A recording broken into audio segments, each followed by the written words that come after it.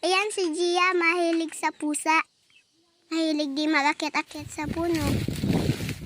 Parang monkey. Ito na po pala yung saging ko na tinanim karaan. Magsungkit man ako ng pang-ulam. Tara, let's uwi na. Ayan si Gia ang naghahukay ng kamuti. Gia, pahinga ako mamaya ha. Nag-ano man ako ng kalabaw, may pupuntahan kasi kami. Ayan guys, dito na kami. Bye-bye. Ano ba ito? Ingay-ingay ng sinasakayan ko. Nag-auntol-untol ang sakit ng puwit ko. Ayan, pagdating namin, ang kapatid ko dun agad. Ayan. Nag-swimming naman na kami sa ilog. Grabe talagang init kasi ngayon guys.